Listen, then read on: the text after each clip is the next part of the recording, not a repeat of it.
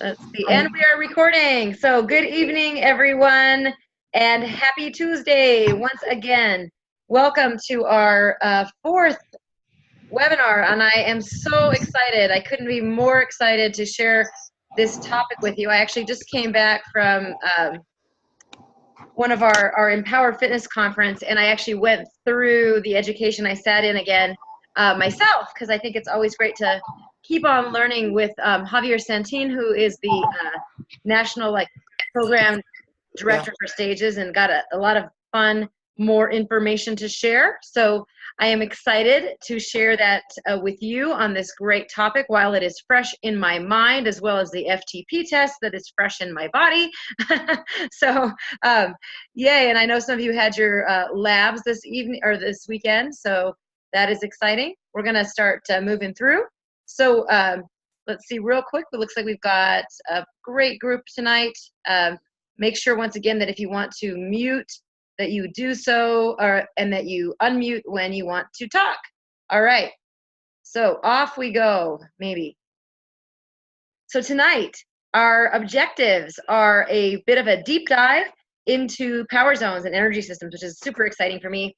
A little bit more discussion of FTP and setting up benchmarks, reviewing the best power practices, and then discussing how this applies to the creation of your classes through something that you found in your modules called Simple Sets. But before we do any of that, I want to talk real quick about something that I didn't mention as much in our first few webinars that I have typically like to mention, and that is the difference between the Stages power meter, unlike other bikes in the marketplace. And so some of you may or may not know this, but we talked about the technology of power meters being new, but it's a big deal, and it's because obviously it's changed the game a lot. But what you may not know is that the Stages power meter is unique. And does anybody know what makes the Stages power meter unique in the marketplace? Anybody want to share? Anybody remember from their learning what makes the Stages power meter unique? Anybody? No? Okay. Well, what it does is calculate direct force, and that is a unique aspect of power meters, which is one of the main reasons that it's been such a hard thing for people to have, especially if they ride a bike, because it's expensive. Anybody have a power meter on their bicycle that they ride outside? Anybody? No? Okay. I do not. Charlie, do you have one? Negative. They're too expensive. They're not worth it to me. It's too expensive, right? We have it not always knowing the value. Who is that? Tell you mine. It's Melissa. I'm selling my road power meter, but it's not Stages. It's Garmin. So. Oh, that's okay. So, so power meters. Anybody want to take a gander at how much? Well, how much does a power meter in the old world? How much did a power meter cost? Easily 600, like base price. Stages made it affordable, and they changed the game. But in the past, you were looking at $2,000 to $3,000 just for the power meter. So if you had to be pretty serious, which pretty much left it for the domain of the pros. So as we dive into the concept of using power for the common folk, I want you to know how critical, or I should say how revolutionary that's been for our industry and for the bike.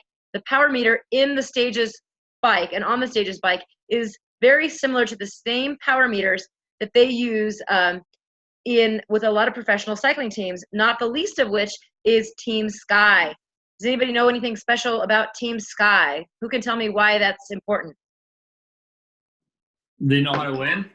They know how to win. They've won 6 Tours de France in the last 10 years, and the last 5 of them consecutively. And they did all of that with the Stages power meters, which is pretty cool. So I guess I just want you guys to have a little point of pride that you do have a direct force power meter, and no other bike on the marketplace does that. So the reason they were so expensive is they have this thing called a strain gauge in there. There's actually quite a few different sensors, including a thermometer, because the temperature matters. And there's also a sensor that helps it recalibrate. So this might be something important to you, that on the newer stages bikes, after about, they recalibrate after a period of activity. So the ideal way for this to happen is that there's a pause between, let's say, classes. And if that happens, they should recalibrate on their own now. On the older models of the bikes, you had to do something called the zero reset. So you may still have an older version of the bike, but if you have a newer version of this bike, it actually recalibrates, which improves the accuracy. And the accuracy has been shown to be plus or minus 1.5% to what a road power meter is. And this is unusual because if you've ridden on another bike, and I don't want to name names, but all the other power bikes on the market, indoor cycling, are actually just an algorithm. They're a guess, and they're not really measuring the force in the pedal. And this becomes important when we talk about the caloric expenditure and how it's measuring the actual force and the actual work. So just wanted to tee that up as we start deeply talking about power. Anything about that anybody would like to ask or share before we dive into the main bit of our content, our main set? So I want to understand, it's measuring how much we're bending the crank, correct? It's measuring, there's a strain gauge that measures the crank inside the crank. So you're not bending the crank, but you're measuring the strain gauge inside is how much is the force is being applied to the crank. Yes. Okay. So we're on the same page then. Concept. Yes. Yep.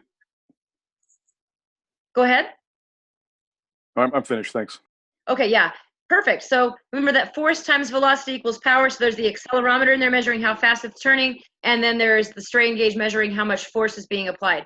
And as we talked about, on an indoor bike, because there's no gravity in the mix, the person with the greatest mass is going to produce the most force, right? So we remember that as we move forward into our content tonight.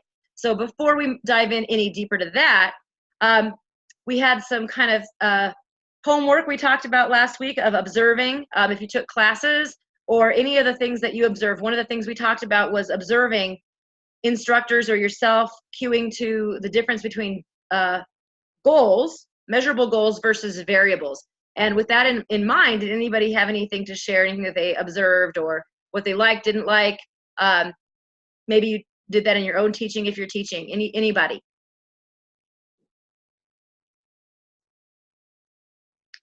Guys are so quiet. I taught a power class last night, and I had we did more aerobic based work last night, and so I did. I had people, we had like 3 sets of 5-minute intervals, and 3 sets of 4, then 3 of 3. And so I had people watch because we were focusing on zones 2 and 3, power zones 2 and 3. I had people watch and recognize, like where is your average power in each of these intervals? And can you keep it consistent from the beginning of class all the way through, even to the end of class? So I just, every once in a while, I'd have them check in and see, where is your power right now? Are you sticking pretty close to it? Or are you dropping? Or are you increasing? And did you suggest any, and it's probably a little different in power, but did you suggest any variables like cadence changes or body position changes and have them notice that? Yep. And so, because, can you still hear me? Yeah, we lost you for a second. Okay, sorry.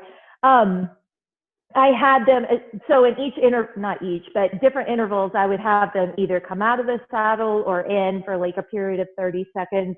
And then sometimes we would change cadence, we would change resistance and all those different variables and see what it felt like to work with that same amount of power, but in a different position, basically. Yes. In a different. Excellent, excellent. So that's great. Anybody else? Any other observations, kind of like, oh, wow, this, instead of this, it's interesting to observe the difference between, hey, this is me doing, more power sitting versus standing, but I'm not, that isn't the goal. If the goal is power, there's lots of ways to get there, right? We established in your learning that there's many ways to achieve the same power objective, right? And some people are going to have their own unique variables that their mass. If somebody's really heavy, they may feel it's really challenging. They may have a moment where they press really high watts out of the saddle, but that may be exhausting for them to hold their body weight up, right? So lots of variables that come into play. And it's important to think about that as we move into talking about the power zones and FTP. So any other thoughts or questions about just that kind of last week? Nope. Okay. Well, we're moving on then. And there is Team Sky. Woohoo! Okay, I'm a Tour de France geek. Anybody else like a huge tour geek? No. Oh, no. Okay. Maybe you used to be before all the doping got in there, right? That really is an interesting thing. Just a quick aside. The popularity, especially in the United States, of indoor of indoor cycling, I think, was dramatically impacted by the popularity or lack thereof of outdoor cycling. And when it was really hot, that's when the first time around was a lot of the indoor cycling boom was happening around when this guy, I don't know, you may have heard of him, named Lance Armstrong, was winning the Tour. And then things of that changed, and people seem to be a little bit less excited about cycling, which is sad to me because it doesn't, the rest of us can still do a lot of great things with cycling. But yes, anyway, a fun little thought about popularity and people's perceptions. All right, so we've seen this slide now every week. And so one more time, taking a look at it, thinking about energy systems, how your body creates ATP. That's what we're all looking for. And there's a rate, and there's a time associated with how we produce energy. And that is very related to whether we can go for a long time, for a very short time, and how much power we can produce. It also affects something called your rate of recovery. It also is something that affects what we consider the modalities of training, right? So how we think about training in all the systems, we want to start to ground ourselves in the idea of dialing in to which system we need to train based on our goals. And that relates very directly to the power zones, as you've discovered in your learning. So we talked about power zones. We talked about energy systems. And then we have touched on the concept of threshold.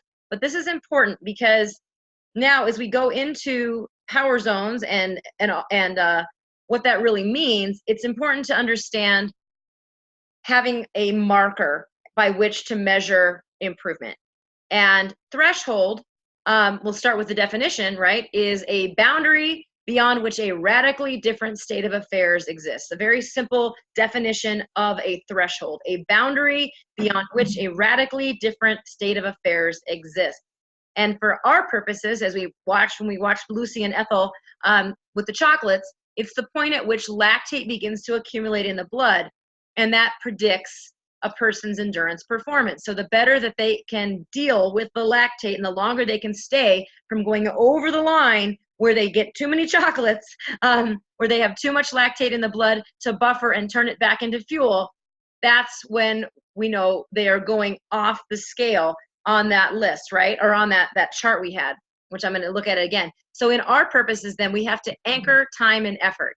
And we do that by the measurement of threshold. And threshold is power zone 4, right? So for those of you that do heart rate-based training, this is important, as we discussed, not to be confused, the power zones versus the heart rate zones. There is some similarity, but they're not exactly the same. So it's really important, if you are teaching a kind of a class where you're cueing two zones, that you're very clear that that if you're teaching to zones, that the individuals in your class know what their zones are, and that no matter what, you're always indicating a purpose, as well as how it feels, as well as how long you're going to be there, so it makes sense. So in our world here, as we discuss the power zones, and power zone 4 being threshold, we know then that it's power zone 4, it's lactate threshold, and as a time frame, 30 minutes is uncomfortable but doable. Technically, an hour is possible, very uncomfortable, but in a race scenario, doable.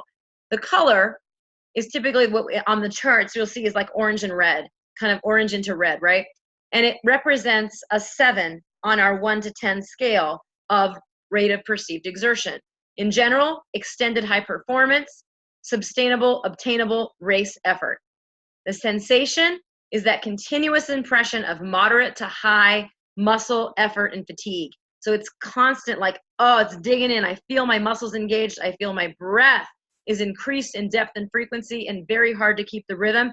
Requires a tremendous amount of mental focus, as well as which makes it very difficult to talk, right? You can, but it's very broken up. 2 to 3 word phrases are possible. And then, of course, it also has other names such as T2 or threshold 2, your second ventilatory threshold, anaerobic threshold, or sub-super threshold. So you've probably heard references to this place, and you've definitely experienced it. So has anybody ever been working out and had somebody, I don't know, let's say this happened to me over the weekend. Imagine that I was at a fitness conference, but somewhere in the middle of the day, I decided I needed to go find a treadmill to get my run in. And I thought I was hiding out in the hotel gym, and I saw a very good friend, and she walked up to me. I was in the middle of doing intervals, and I was doing threshold intervals. And what do you think happened when she came over and talked to me? Was I able to maintain my interval, or did I have to slow down to speak with her? Slow down. You had to slow down. Yep, you had to You slow gotta down. slow down, right? Like, no matter what, I could have kept going. The pace I had was not unsustainable it was not unsustainable with focus, but without the ability to give all my 100% attention to that effort, I was no longer able to sustain it. So does everybody have something in their life or experience that you feel is relatable to that? You all been there? Yes. Oh yeah. Shouldn't we know, like, not to talk to somebody in the middle of their workout? It's like, for you, very good friend, I will slow my pace down and talk to you. So really, it's that point at which you have 2 choices. You're either going to talk or you're going to keep going. And you can't do both if you're at threshold, right? Does that make sense to everybody? Yes. Anybody else have some examples from other experiences in your life where you've had that happen you'd like to share? Because these are good, guys, because these are going to give you authentic examples to use when coaching. Anybody else have other moments in your life that you're like, oh yeah, I know when that happened? Anybody? This is my sprint, try, or half marathon effort. Right? Yes, Yeah. Exactly. Because how long does that take you? Hour and a half. Exactly. 2 hours for the half marathon. Yep. Yep. So that's it. There is zero talking. It is an extremely focused effort, right? Beautiful. So now what's important about this then is we talked about this RPE scale, that linear versus exponential. So right underneath that threshold meter, we can talk. Maybe it's less comfortable the closer we get to it, but once we get above it, stuff happens, like we said, real fast. And how hard you can work really always becomes how hard can you work for X amount of time. So that honest effort and intensity requires an indication of time. And we also want to know where that line exists. So as we start to improve our training, that happens by starting to understand your power zones. So whether or not you're going to be necessarily teaching the power zones or not, understanding this is critical. So if you're kind of tuning out, like, you know what, I'm not teaching the performance style class, this doesn't really affect me. Even if you're teaching AMP or EDGE or power, if you're at a Lifetime or whatever your kind of style you're teaching, you need to understand that even if you're not cueing to power zones, that the concept of this is going to make a very big difference in how you put together your profiles and how you put together your sets. So for the purposes of this certification, obviously we are working with power and we are going to be using that metric. So if we now look at feelings again, but we're going to start to combine it with an objective measurement. So we have those RPE scale of 1 to 10, the associated colors, the associated feelings on the right. But how do I really know what this is? And an interesting kind of nugget from this weekend I liked that Javier said was, and this, sorry ladies and gentlemen both for what I'm about to say, but that typically women will drastically overestimate their 1 to 10, and males will typically dramatically underestimate it. So you've got a woman, she's like, she's working out, and you're like, where are you? And she's maybe just in her aerobic zone. You ask, where are you? And she says, I'm a 9. I've got to be a 9 out of 10 when they're really like a 5, right? Whereas you got a guy who's like dripping sweat, right? And breathless. And you ask them, where are you? And they might say, oh, I think I'm about a 5'6". Like, hang on, dude. You're like 30 seconds from complete exhaustion, or from pulling back your effort. Now that is not, that is completely, that is a subjective, maybe opinion based scenario. But the truth is, how many of you have seen that in your life, where you see people that they just either, and I could say it doesn't even necessarily have to do with male or female, but that just you have certain kinds of people that if you just give them a number, they're going to dramatically over or underestimate. Rick, it looked like you had something to say. Yeah, I was going to say I've been guilty of that myself, where it's like you get done with the workout and you're like, wow, that was a little bit tough. And then you get that test strain score and you're like, oh, that was a little too much.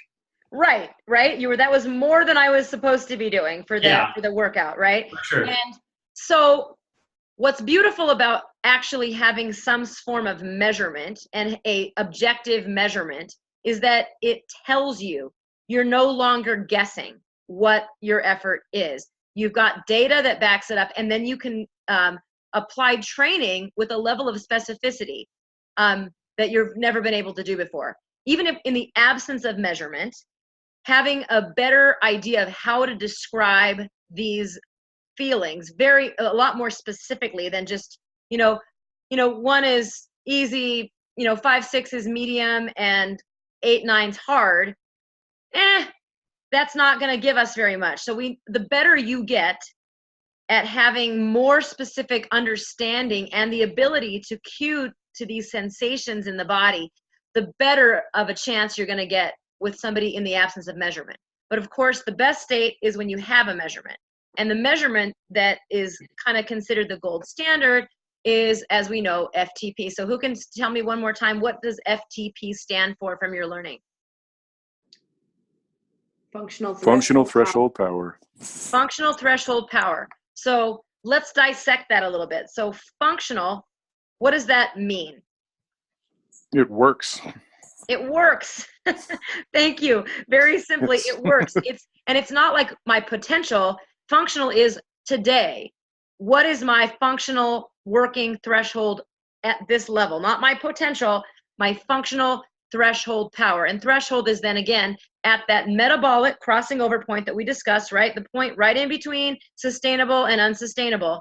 And that is something that we basically say you can do for about an hour under, and this is specific, guys, or this is important, you can do it for an hour, but under what kind of conditions typically? Optimal. Optimal, but more than that, like typically, could you just go do a 1 hour, everything you got, best effort on your own, just on a random Tuesday? No, you've got to be rested, probably tapered, Rested, well-fed, tapered, and slept. And what else really helps to have? Sleep. Sleep? What about having another person around? Sure. How about a competitor? That never hurts. Right? So we know that we're going to perform at our best when we're chasing a little bit of a rabbit, right? We've got a carrot. So typically that FTP is best done at the hour. The hour measurement, which is what we're really looking for,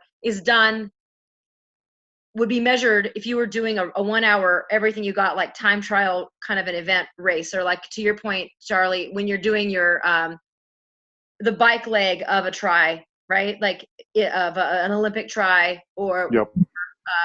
During, the majority of the effort during your, like a sprint try, right? That's the effort we're looking at. So it is the best sustainable effort for 60 minutes. Same thing with the heart rate. So it's going to go with that threshold heart rate.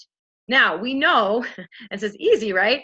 We know that is, most time people aren't going to have that 60-minute window, but what we can do is simulate that in a little bit better way. And that is through the delivery of an FTP test that is truncated, right? It's condensed. And then we take 95% of that number to calculate an individual's power zones. So in front of you, you'll see the typical, or a version, a very typical power test, right? An FTP test. you'll notice that this actually has them measure 18 minutes, but that's not that different. The only thing you'll notice is there's a 2-minute ramp up to that 18 minutes. So really it's just kind of getting a little bit cleaner measurement, because maybe you're taking a few minutes to kind of get up there and you're not getting the, we'll call it the lower effort that of the ramp in. But you can do it at 20 minutes, you can do it at 18, but that's kind of what's considered the gold standard of an FTP test. It's been used by athletes for years and years. And so we capture that 20-minute window on the power meter or on the console with the timer. It captures that data. You look at it, and at the end of your 20 minutes, you take that number and you multiply it by 0.95. So I know I asked before, but how many of you have done an FTP test? I think we said like 4 or 5. I have. Did anybody do it over the weekend on their labs? Speak up. Yes, we did it over the weekend in our labs. Okay. Yes. Minnesota has it scheduled next week. Yes. So tell me how that went, my lab folks. How'd that feel for you? It was painful. It's painful. Was it kind of fun once it was over? Once it was over, I was actually really proud of myself, I have to say. And it gave me a baseline of where I am right now, and then gives me an opportunity to see, so I can have somewhere to measure myself the next time I do an FTP. Perfect. And in the meantime, in between those tests, what else does it give you now? It gives me the opportunity to get better with what my FTP is for improvement purposes, but it also allows me to understand what the FTP is and what my maximum effort is, and how do I continue to exceed that. And so, but I'm asking, so how? So now, in between, let's say until the next 6, 8, 12 weeks before you do another one, what is it going to help you do better? Improve my endurance and my strength and my power. So, but how? So if you're looking at your power meter now, what information does it give you? Oh, you mean where I'm looking at my wattage? Yeah. Yes. Does it change your perspective of where and how you should be working out? Yes, completely. It kind of made it come full circle once I understood what it was. So tell me more. So when I first started, so I'm still just relating my cycling and this whole experience to what cycle classes I currently take at Lifetime. And our instructor keeps telling us, you have to take that off the table, but I haven't gotten to that point yet, because I always need to have something to relate back to. But when I was in the Edge, I really just didn't understand the numbers really well. And I would always try to exceed where I was when I would get my data back. But now that I know what the FTP is, and that for 20 minutes I was sustaining my maximum wattage, but I had to relate it back to an Edge. Sometimes when we're doing certain drills, my maximum wattage can get up to like 241 or 250. But when you're trying to sustain a maximum wattage for 20 minutes, it made it all more relatable for me what that really meant. Beautiful. And what my endurance is and what my power really is. Right. So what does that really do? It gave her numbers that helped her now gauge when you're working back to, I think to Rick's point, right? Like all of a sudden you go, whoa, if I'm trying to always train up here, and that brings us to like the concept of everybody wants to do this high intensity interval training.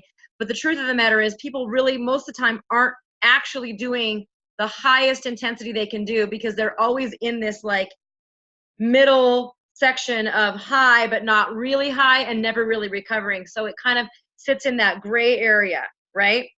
And we're going to take a look a little bit more at what that is. But before I move on, anybody else want to share their FTP experiences either from this weekend or from before, or what and how it changed how you train? Well, For me, taking the power classes at Lifetime, I almost feel like it's tougher for me to explain different output to people that don't know what power is, because it's such an easy metric to base everything off of. Sure.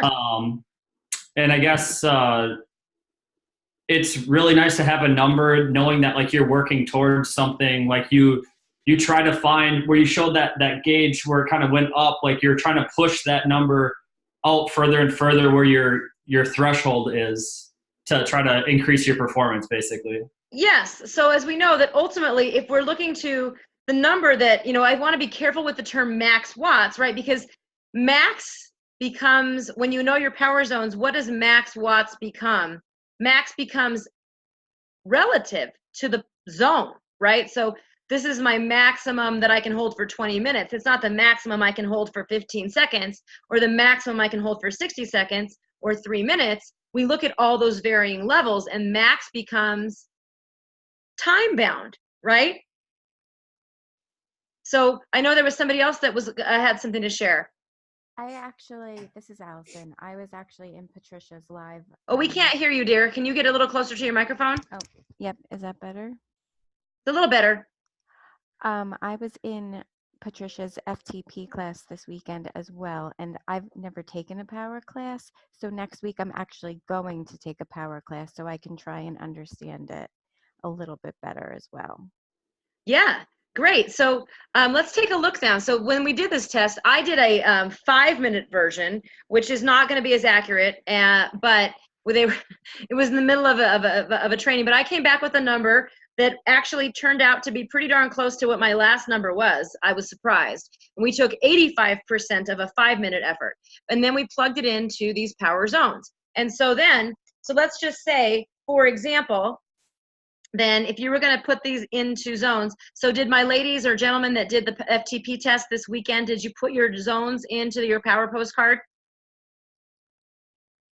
If you didn't, I can send this to you, but we'll just go ahead and use an example. So if, for example, you came out and your average let's just say your average for your 18 minutes was, well, we'll just go with mine. Mine was 210 for 18 minutes. So, or for 20 minutes. So if I did 210 for 18 minutes, then I multiply that by 0.95, and that gives me, let's see. That was not quite right, but let's see if I did 210. Sorry, I've got bad math happening. So it gives me basically 199, right? So if we go there, if that's 0.95, then it would say that my FTP is 199. Well, then I would go to each one of these levels and I would take a percent. So if we'll just call it 200 for giggles, so it's easy. If I do 200, actually, I'm going to go back. I'm going to make it an easier example. Let's not use me. Let's use we'll use a fictional person, because I think this will help solidify the concept. So let's just say you came out with, and hopefully it was higher than this, but let's just say it was 100. That makes the math really easy to do, right? So if your FTP was 100, if that's 100, then 100 goes in line 7, right? So I'd take 91% to 105. That would be, my power would be 91 to 105 when I'm at threshold, right? It would be 55, less than 55 watts if I was in zone 1 then. It would be 56 to 75 watts when I'm in my zone 2. It'd be 76 to 90 watts in my zone 3, my tempo or my aerobic effort. It'd be obviously that 91 to 105 at threshold, and so on and so forth, right? So that would give you an idea. Now, hopefully, hopefully at least us as instructors, we're not maybe at 100 watts for our FTP, but it does give you an idea of the math. Does that make sense to everybody? How that math works. So let's just say you were going to, what's that? No. No, yes? No, it does not.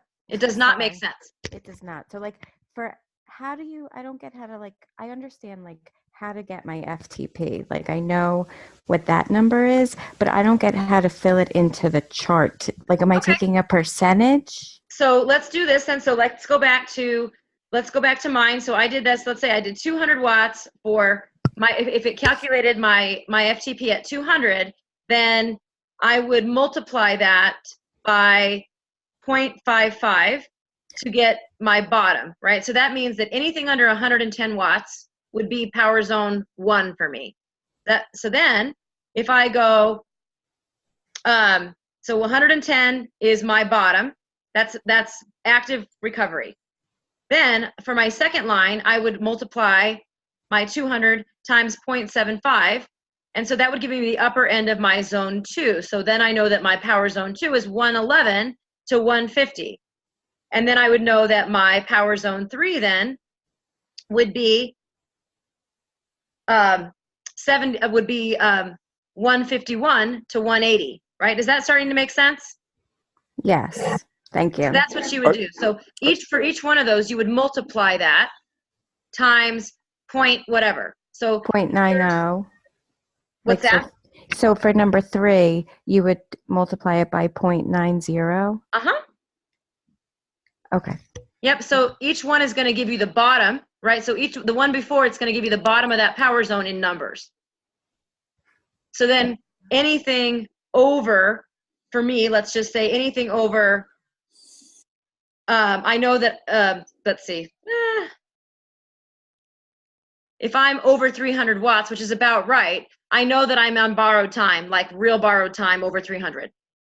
And that makes sense, right? So I know that the mid 200s are hard, but sustainable for short durations. That at 200, I know I can hang on for dear life, but it really sucks. So you start to understand your numbers. So now I don't feel bad in class if I'm warming up and I'm at 110 watts, I'm not going to feel bad about that at all. That's exactly where I'm supposed to be. Does that make sense? So if I'm doing my intervals and I want to stay below my threshold, I know that I don't want to go above 180.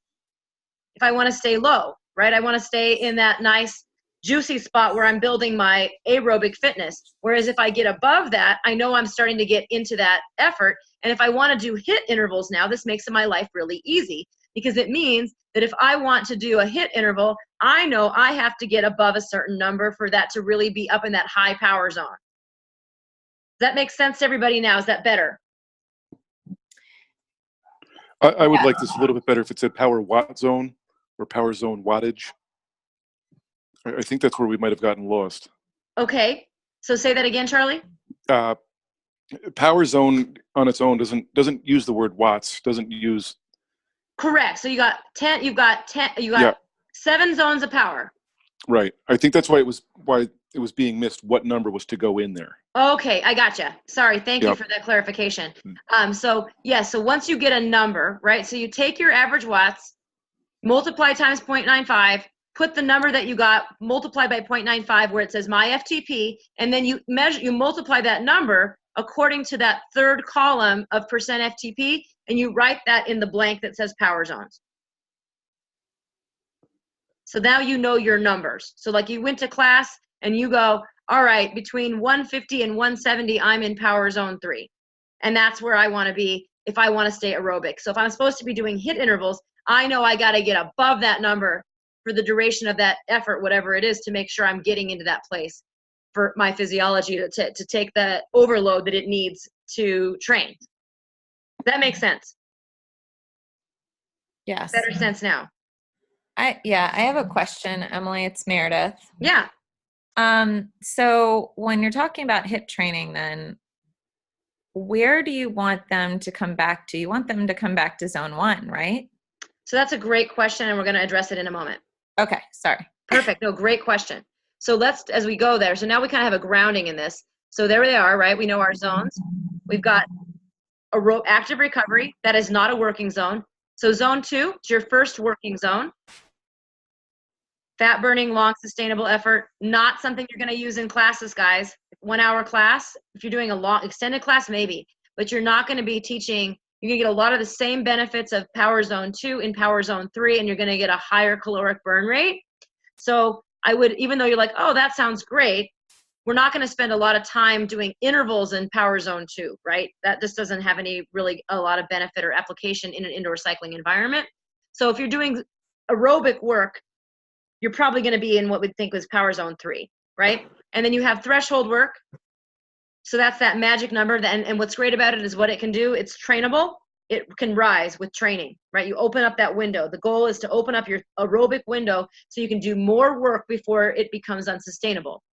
Then you have power zones 5, 6, and 7. So, right, remember that's that line, the linear line between 1 and 4, and then it's that sharp line up between zones 5, 6, and 7.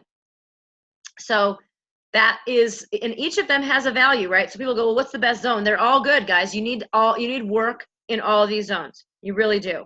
But if we think about that now, we go back to the chart we looked at before, and now maybe it makes more sense. So we have those that percent of FTP, and then the heart rate that goes with it, and then we have the RPE, and then we have the continuous training duration that you might spend there. And I'm going to move my silly thing over here. I'm sorry, guys. My mouse is like completely stuck. I have no idea why it's doing that. So maybe I'm not going to be able to do that. So we'll talk on the next page about this because the interval duration. But I really need to make that. I need to show you guys this. Oh my. Oh my. Come on, mouse. Work for me. I don't know what I've got on my finger. Oh, there we go. Well, I moved you now. So there we go. That works. I like that better. So if we look at the zones, to be clear, these are the interval training average durations, not the maximum time that you can spend there necessarily. Now, as you get into those higher zones, that really is the maximum time that you can spend there.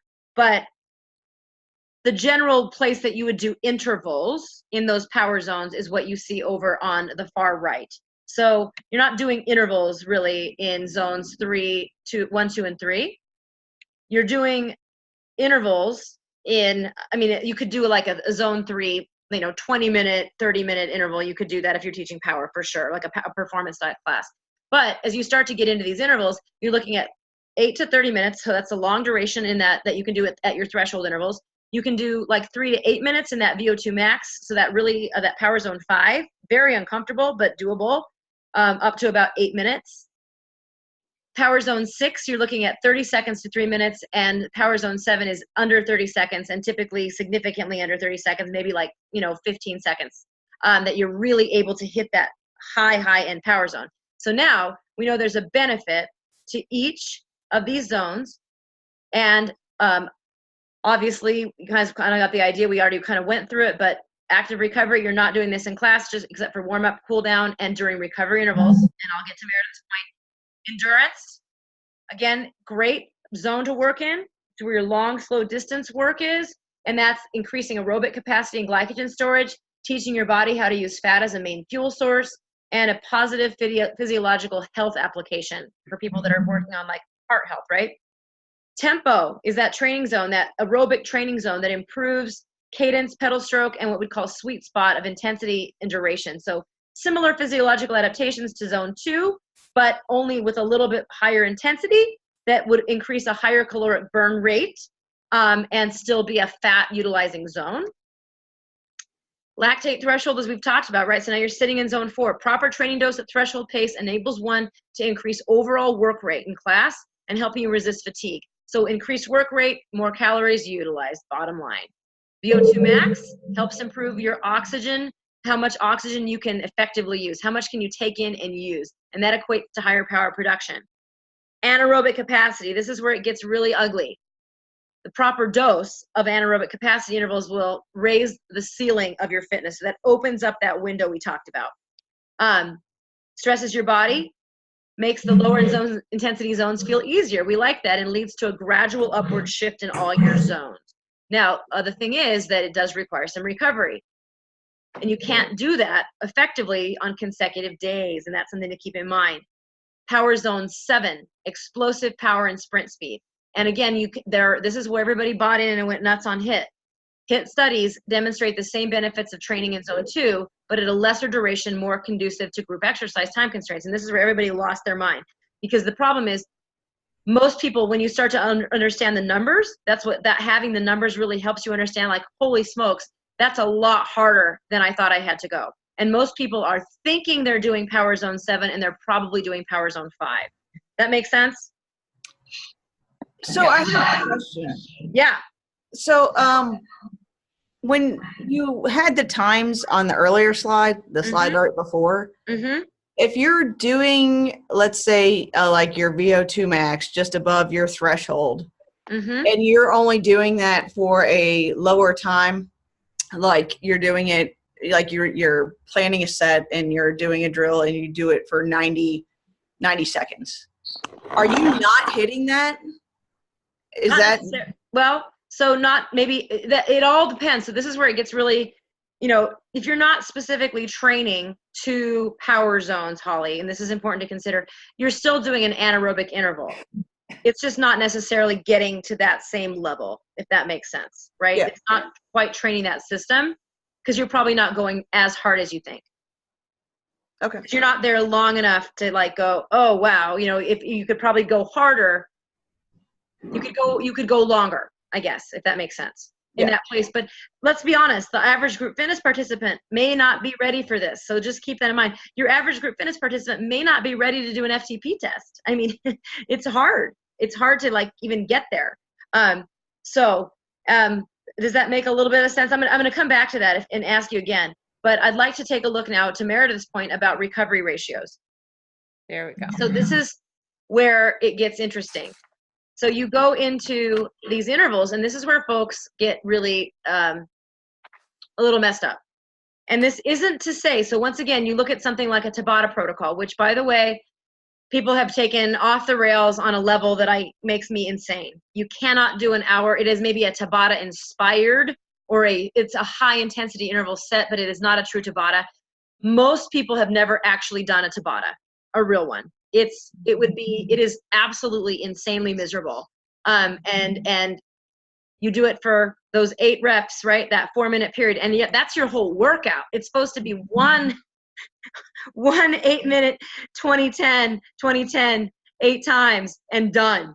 And that was what the study was done on, but people have gone way over the top on it. So this chart is telling you what it takes, and there's the variance. The length of that is the variable because of the individuality of recovery rates, right? But these are the minimum and the maximum, or I should say the minimum for somebody and the maximum that it might take for everybody to come back. So from an aerobic interval, power zones 2, 3, and 4, a typical work rest ratio would be 2-to-1 or 4-to-1. So somebody give me an example of what that might mean in practice. What's a 2-to-1 to 4-to-1 ratio in an aerobic zone? So think a longer interval, but what are we thinking about? Like a 30-second interval to a 1 minute. No, like a 30-second to a Work. For Yeah. aerobic, zone 3 and 4, if it's 2-to-1, would you ever do an aerobic interval for 30 seconds? No. Based on what we know. No, Much longer. So, 10 minutes on and 2.5 off. Perfect, right? Yes, exactly. 10 minutes on, 2 minutes off. That would give you 4-to-1, right? 2.5 off. So 10 minutes on, 2.5 minutes off, 10 minutes on again. You could do, basically 4-to-1. 4 minutes on, 1 minute off, right? okay. In power zone 3, does that make sense? Yes. Okay, so now VO2 max. So now we're looking at a higher. That's a 1-to-1 to 1-to-2 ratio. So now we're more in the money there, right? But let's just say, so if I do a 60-second interval, how much time do I need off from power zone 5? 1 to 2 minutes. 1 to 2 minutes, correct. If I do an anaerobic interval now, if I'm doing that full-on power zone 6, and I'm doing 30-second intervals, so Holly, to your point now, if I'm doing 30 seconds in power zone 6 to get recovery, full recovery, to be able to go back to the same level I did before, I need a 3-to-1 or 4-to-1 ratio, or 1-to-3 or 1-to-4 ratio. So what does that mean? If it was 30 seconds, how much time off do I need? 90 to 120 seconds. 90 seconds to 2 minutes off for every 1 minute of work to come back to full power, to get replenishment. Right. And look what happens in power zone 7. So if I do a 15-second, everything I've got effort, how much time do I need minimum to get back? Oh, jeez. Yeah. Say again? 1 to If I 2 do minutes. 15 seconds, everything I got, power zone 7, how much time do I need minimum to get back? 1 minute to A 2 minute. minutes. A minute to a minute. Yes. For 15 seconds, I need 1 to 2 minutes. For 15 seconds. to get back. Now, that doesn't mean you can't do those shorter intervals, but if I want to talk about replenishing my stores and being able to get back, that's where we're at. And that variance is from the very fit to maybe the less fit person, or, you know, individual, maybe even the intensity of it.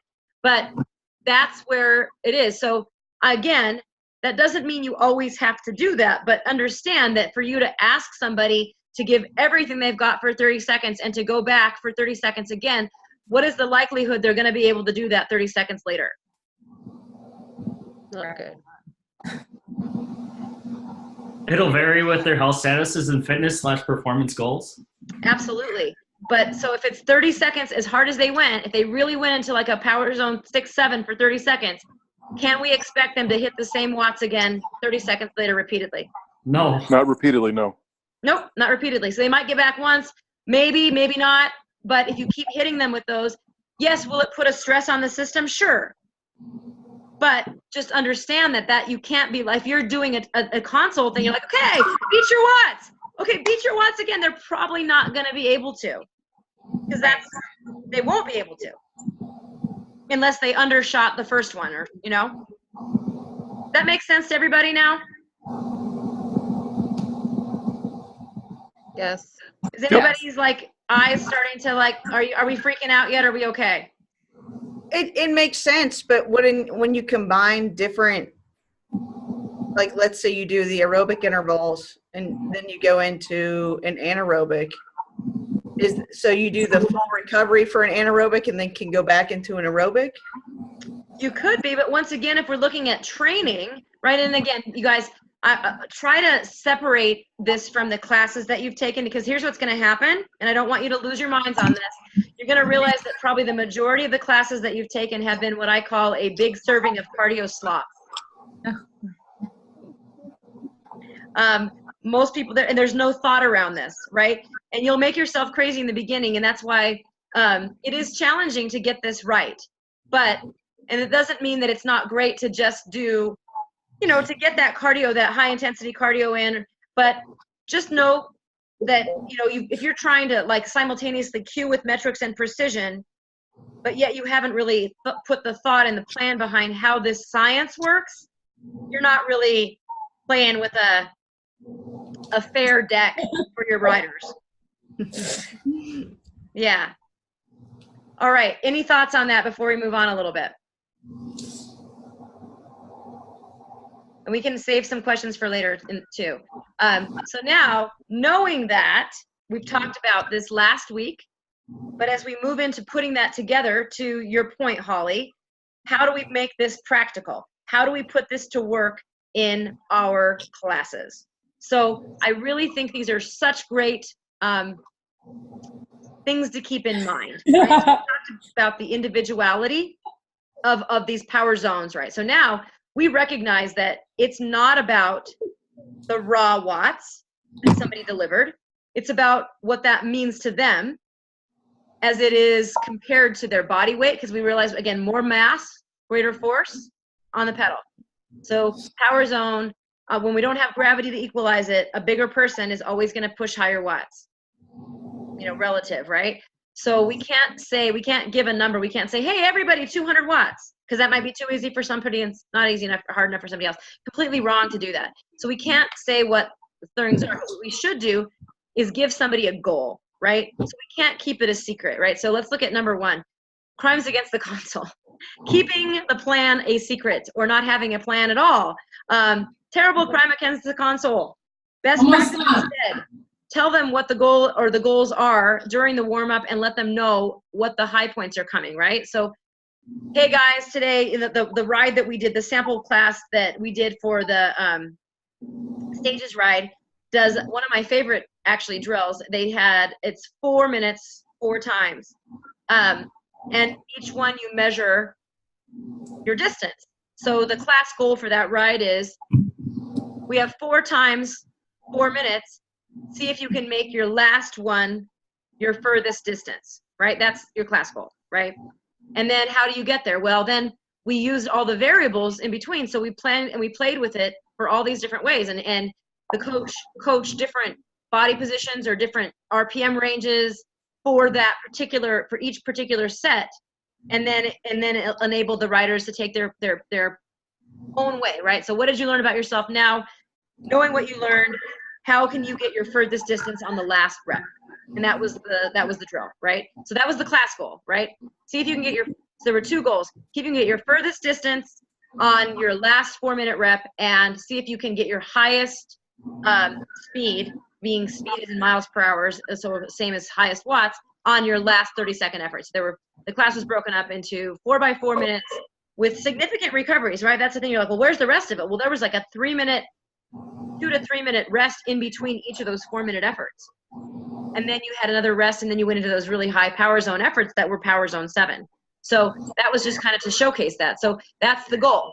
We wouldn't have been able to do that if we didn't utilize the timer. So it makes me crazy when I'm trying to help people have a goal and they're afraid to utilize that timer, right? They're afraid that their numbers are going to go away or something. And it's like, no, you can't play the game if you don't use the timer. You're not going to be able to do that. It's not going to give you the same kind of metrics. So utilizing it, anchor the time and the effort, and let them be accountable. So that way there's no more of this, when 30 seconds becomes 60 seconds, or 4 minutes turns into 5, or whatever it is. We want to make sure we're honest, and having that timer is going to keep you honest as much as it's going to help them push toward that goal and that time-bound goal. We communicate relative distance, right? So in other words, we don't say, go a mile in 3 minutes. We go, you have 3 minutes, how far can you go? We cue RPM in ranges. We recognize that not everybody's going to be, that there is not a perfect RPM, that based on the kind of, let's say, if we're trying to focus more on the strength skill versus the high cadence as the driver of power, that we might have some variance. But 60 RPM without resistance is just lazy, right? So you can't be like, oh, 60 is the range for strength if you don't have a lot of resistance on it, So, and high cadence with no resistance is just high cadence. It's not a lot of power. So we want to make sure that we give both intensity objectives along with the cadence goals so that they know how to adjust their resistance. The best competitor, oops, that was really weird. I didn't touch that. The best competitor is you, right? So that means you are the one that's competing against yourself. You're not pitting people against each other, and that you're not telling them what they should do. Wattage is personal, don't share yours. Heart rate is personal, don't share yours or tell them what theirs needs to be. Always anchor that how it feels in addition to time. And I would add to this, don't say a number without qualifying. So if you are using a 1 to 10 RPE scale, you can't just say, okay, you're at a 5, because we already talked about how that can go wrong. A 5 is not, a 5 is relative to the person without saying, it should feel like you're working hard, but you're okay. You should be able to speak without being completely breathless, but you're maybe a little uncomfortable, right? So you're going to give them those words that go along with the feel, and you're also going to say you're going to be here this long. There is a scale from 1 to 10. There's no 11. This is not Spinal Tap. There's not an 11. If you're 10, you're 10. 10 is max. That's it. And finally, less is more. So as we dive into looking at class planning then for your kind of homework, that means that simplicity will win. And your coaching, as we talked about, is where the magic comes in. It's in your coaching. Make your plan simple so you can coach it and know what it is. So if you opened up, hopefully, your module on class creation, stages, and I love this. It's actually, if you teach at a Lifetime, this is going to hopefully help you understand what a challenge is supposed to be. It's a simple set. That's really all it is. So I don't know why that's doing that. A simple set is a goal, there's a time, there's a number of repeats, there's recovery, then you have the basic instructions, the variables for the repeat, and then you throw your music in. If you choose music first, that's fine, but then you just kind of have to reverse engineer it and make sure it matches, right? And we're going to talk about music next week. So right now, without even going to step 7, unless you want to, put together for this week a plan that looks like that. And I'm going to send you a template of how to do that, or you can make up your own. But essentially, you're going to think about, okay, I want to do, don't think about a whole class plan, but if I'm going to do a number of repeats, and this is the goal of those repeats, right? So it could be an objective like VO2 max intervals, or it could be aerobic intervals, or it could be a distance goal like go your furthest distance in rep 5 or in rep number 3, whatever it is, but a goal. So I'm not going to tell you whether it's a a physiological goal or if it's like a time distance goal, but some kind of goal. And then you're going to want to, like I said, put that together on your sheet. And the examples, of course, will include things like, again, would be like 30 or 90-second intervals, but you're wanting to ideally, in the beginning, keep them the same, right? So what is the time of the interval? How many are there, and what are they? And then follow those sets, those steps, okay? So that's your homework. Work on that class plan featuring simple sets, consider big goals versus variables, and then start thinking about music, because we're going to be diving into that next week. So I'm going to stop my share, hopefully, if I can actually ever figure out my mouse. Oh my goodness. Come on. That's not making me happy. Well, maybe we're going to be recording all night long. As I try to figure this out so that I can see all your faces, tell me if you have anybody have any burning questions. I know we're right at our time, but what questions can I answer for you? I had a question about the FTP test. Okay. I know that there's another way of recording it. There's like something called a ramp test.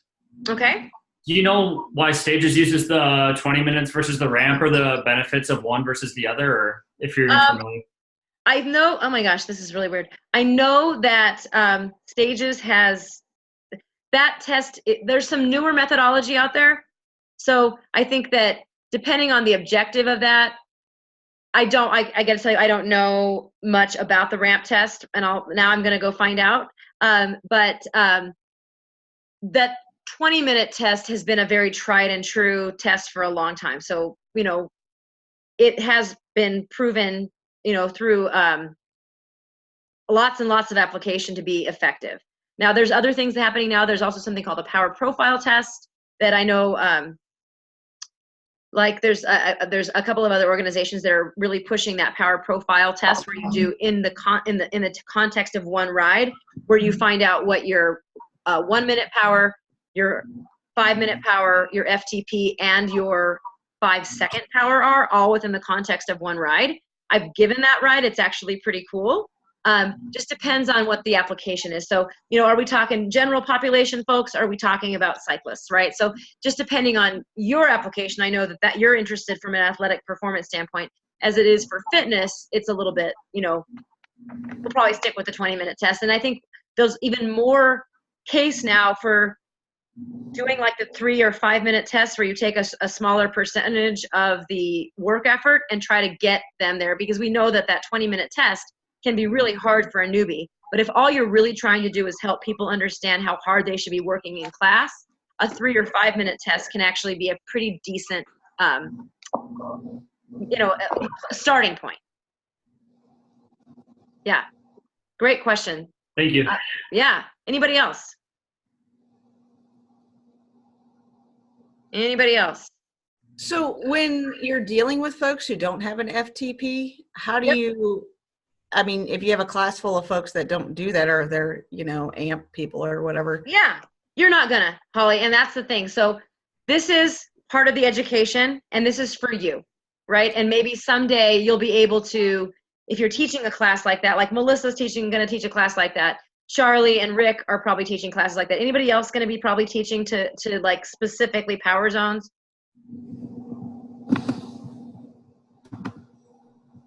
No?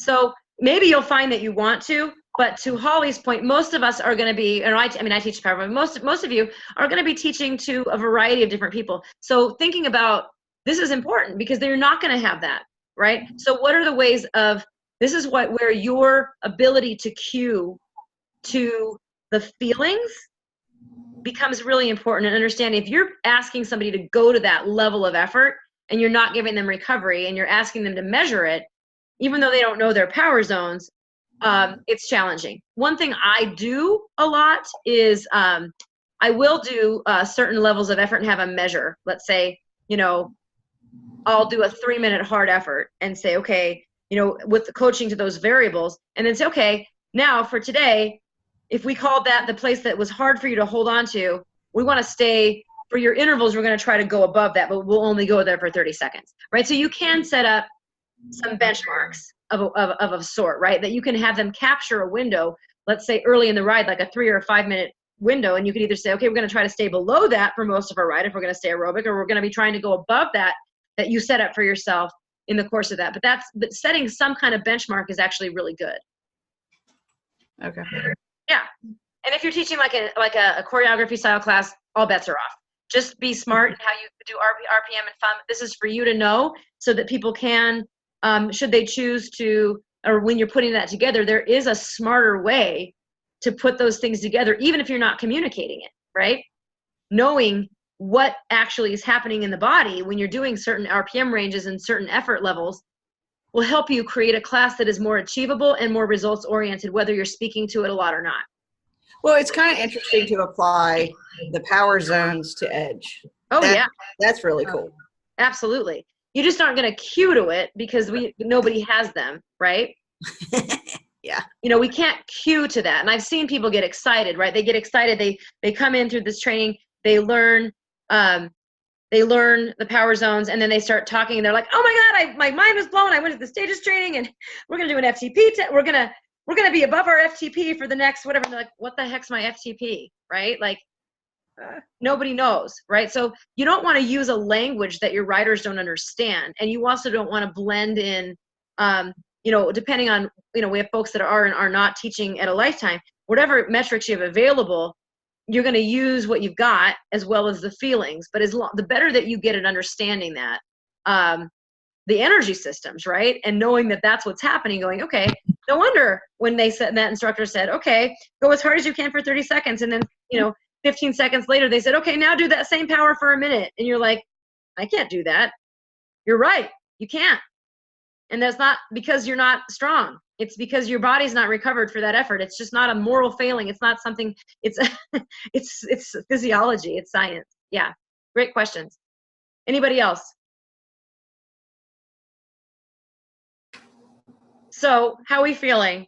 This is a heavy topic. Like if you're new and you're overwhelmed, please don't be, because it's going to take you time, right? There's resources. So tonight after we're done, when I upload this, I'm going to send out a couple of articles from Training Peaks that explain some of this. I think the more ways you read it, the more ways you start to digest it, the more sense it's going to start to make, right? And the best teacher is your own body. So start noticing yourself, continue to do that, and you'll get more and more dialed into how that works, right? And so those of you that are like, when are we going to get to the fun stuff? Guess what? Next week, we're getting to the fun stuff. I think this is the fun stuff. I know there's probably like 5 of us that are like, this is the fun stuff. But the rest of you that are like, ugh, we're getting into music next week. So we're gonna take our music in a couple of different segments.